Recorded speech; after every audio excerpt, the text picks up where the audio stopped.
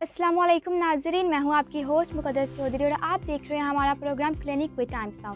आज हमारे program clinic with Times Now में मौजूद हैं MS medical superintendent doctor Mushtaq. इनसे जानते हैं एमएलसी की चेंजिंग के बारे में। और एक अफवाह फैल रही है कि साइकिल स्टैंड पे नाजायज़ फ़ी ली जा रही है। आइए इनसे बात करें। अस्सलाम वालेकुम सर, कैसे हैं आप? अस्सलाम वालेकुम जी, कैसे हैं जी? खैरियत से हैं जी? ठीक, सबसे पहले तो बहुत बहुत खुशामदीद आपको हमारे टाइम्स नाउ स्टूडियो में।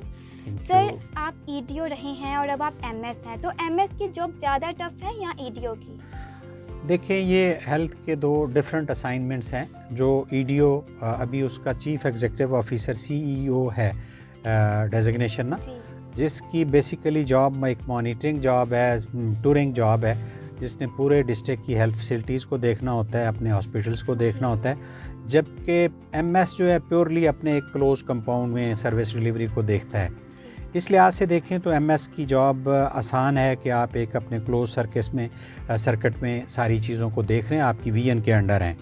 सीओ का चूँकि पूरे डिस्ट्रिक्ट में जहाँ भी हैं वो उनको ओवरसाइट का रोल प्ले करता है, जहाँ भी कोई इश्यूज़ होते हैं उनको रिज़ॉल्व करते हैं। जी, वहाँ पे पोस्टिंग ट्रांसफ़र वाला एक मुश्किल शोबा होता है, यहाँ पे उस तरह का ट्रांसफ़र पोस्टिंग नहीं है। हमने मेरे ज़िम्मे जो एज ए एमएस होता है वो मेडिसिन की सप्लाईज़ हैं और जिन लोगों को ऑपरेशंस की ज़रूरत है जी, तो उसको आप ज़्यादा क्लोजली मॉनिटर कर सकते हैं और डायरेक्ट सर्विस डिलीवरी है, तो मैं समझता हूँ ये उस लिहाज से एक आसान जॉब है। जी। सर, साहिवाल टीचिंग हॉस्पिटल में 2023 में किन किन फैसिलिटीज़ का एहतमाम किया गया है? देखिए जी, ये हमारा हॉस्पिटल पहले 377 बेड का था, अभी हम तकरीबन 1000 बेड जो है फंक्शनल कर चुके हैं जी, और उसमें हमारे टोटल बेड जो हैं 1150 के करीब हैं, जिसको हम जून तक फंक्शनल कर लेंगे। अभी तकरीबन हमारे जो 15-16 डिसिप्लिन हैं वो उसमें ऐड अप हो गए हैं, जो पहले ऑलरेडी नहीं थे। सेक्रेटरी ऐड हो गया है, नेफ्रोलॉजी ऐड हो गया है, डर्माटोलॉजी ऐड हो गया है। कलेक्टिवली अगर मैं बात करूँ 16-17 स्पेशलिटीज़ हैं जो इस वक्त फंक्शनल हो गई हैं और उसको जून तक हमारी मेजॉरिटी इक्विपमेंट वगैरह जो इलेक्ट्रोमेडिकल इक्विपमेंट है आ जाएगा और फुली हमारे थिएटर्स भी फंक्शनल हो जाएंगे और उसमें जो सर्विस डिलीवरी है टुवर्ड्स पेशेंट्स वो और मज़ीद बेहतर हो जाएगी। जी। सर, साहिवाल टीचिंग हॉस्पिटल में गुज़श्ता चंद माह से एक अफवाह फैल रही है, अब इसमें कितना सच है वो आप बताएं कि जो साइकिल स्टैंड है वहाँ पर नाजायज़ फ़ीस ली जा रही है। देखें जी, साइकिल स्टैंड ये एनुअल उसका एक टेंडर होता है, उसके बाद जो विन करता है वो वहाँ पे करता है, उसको हम क्लोजली मॉनिटर करते हैं। मेरे पास जब भी कोई कंप्लेंट आती है तो जो एज़ पर लॉ हम जी, उस पर एक्शन ले सकते हैं। वो कंप्लेंट आती है तो उसमें हम उनको फ़ाइन इम्पोज करते हैं अगर इस किस्म की वायलेशन पॉइंटेड आउट है। उसमें मेरे पास पिछले 1 महीने में कुछ कंप्लेंट्स आई जिस पे हमने एक्शन लिया, लेकिन उसको जनरलाइज करना कि वो ओवर चार्जिंग करते हैं उस तरह का इशू नहीं है। जी।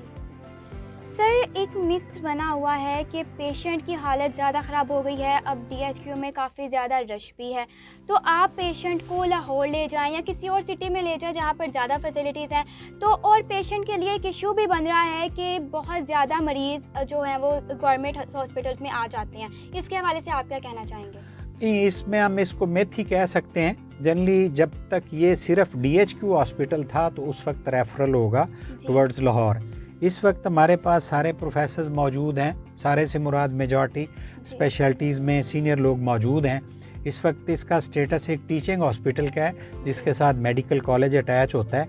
तो अब हम कोई पेशेंट रेफ़र नहीं करते, बल्कि मेरे पास आती है कि जी इसको लाहौर रेफ़र कर दें। जी, अभी रिसेंटली मसलन मैं बताऊं कि जी एक ट्रामा के केस आए, उसका हिप जॉइंट का फ्रैक्चर था। जी, उनकी थी कि जी हम पिंडी में हमारा घर है तो हमें वहाँ रेफ़र कर दें, तो उनकी ऑन रिक्वेस्ट उसको हमने रेफ़र किया है। उस तरह से हमारा रेफ़रल नहीं है।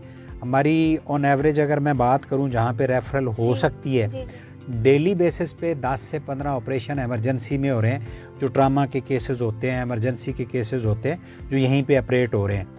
बहुत रेयर जिसको कोई ऐसी स्पेशलाइज्ड इन्वेस्टिगेशंस की ज़रूरत है जो हमारे पास नहीं है, उस बेस पे वो हम रेफ़र करेंगे। अदरवाइज़ हम उसको कंट्रोल करते हैं कि अननेसेसरी रेफ़रल ना हो।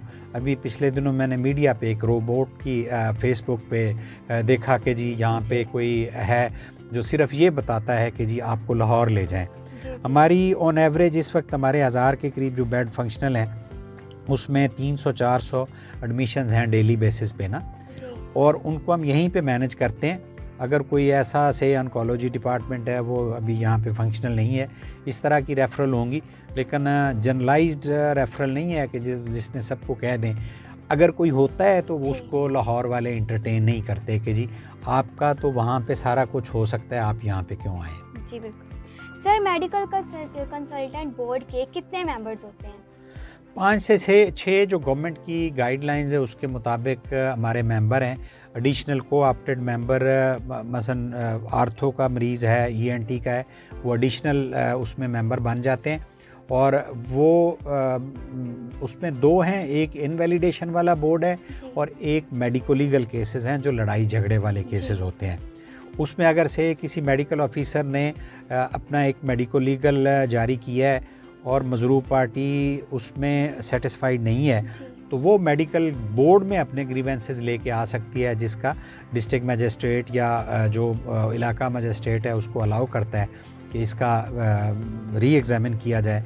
उनका मेडिकल बोर्ड करते हैं और जो उसकी ओपिनियन होती है उसमें बोर्ड जो ग्रुप ऑफ डॉक्टर्स है उसको डिसाइड करता है कि जी ये इसका रिज़ल्ट है। जी सर, एमएलसी हो जाता है तो क्या इसमें चेंजिंग करवाई जा सकती है? अक्सर हमने देखा है कि रिश्वत देकर इसमें चेंजिंग कर लेते हैं, तो इसमें कितनी सदाकत है? नहीं, इस तरह मुमकिन नहीं। देखो, मेडिको लीगल अगर 2 पार्टियों के कुछ लोग मजरूब हैं तो एक हम कहते हैं अप्रोचेबल पार्ट्स। अप्रोचेबल पार्ट्स ये हैं कि उंगली की ये छोटी हड्डियां हैं, इनको जनरली अगर वो लड़ाई में मजरूब नहीं भी हुआ तो इनको वो तोड़ सकते हैं। उसमें मेजॉरिटी डॉक्टर्स तो उसको अपने फ़र्स्ट एग्जामिनेशन में लिख देते हैं कि ये ख़ुद साख्ता है या ख़ुद साख्ता हो सकती है। जहाँ तक रिज़ल्ट चेंज करने का है वो किसी एज़ पर लॉ किसी डॉक्टर के पास इख्तियार नहीं है। मसलन अगर किसी को ग्रीवेंसेस हैं कि जी वो कहता है हमारी ये इंजरी शामिल नहीं हुई, तो उसके पास उसको चैलेंज करने का राइट है, वो बोर्ड में हमारे पास आ सकता है। उसमें जो इनिशियल एग्जामिनेशन में उसने डॉक्यूमेंट कर दिया है, कोई भी डॉक्टर उससे इधर उधर वायोलेट नहीं कर सकता। जी सर, आखिर पे आप हमारे देखने वालों को क्या पैगाम देना चाहेंगे? मैं साहिवाल के हवाले से, साहिवाल टीचिंग अस्पताल के हवाले से ये बात करूँगा कि ये अगले चंद सालों में state of the art hospital बनने जा रहा है। और अभी आपके इंटरव्यू में भी ये था कि इसमें किस हद तक सदाकत है कि मरीज़ों को लाहौर रेफ़र कर दिया जाता है। इस वक्त भी हमारी कोशिश यही होती है कि कोई पेशेंट अनड्यू उसका रेफ़रल लाहौर में ना हो, चूँकि हमारे पास मेजॉरिटी स्पेशलिटीज़ के कंसल्टेंट, सीनियर कंसल्टेंट्स, प्रोफेसर्स मौजूद हैं, तो कोई भी केस हम कोशिश करते हैं कि वो रेफ़र ना हो, तावक्ते कि कोई ऐसी चीज़ उसमें इन्वेस्टिगेशंस रिक्वायर्ड हैं जिसमें लाहौर रेफ़र किया जाना ज़रूरी है।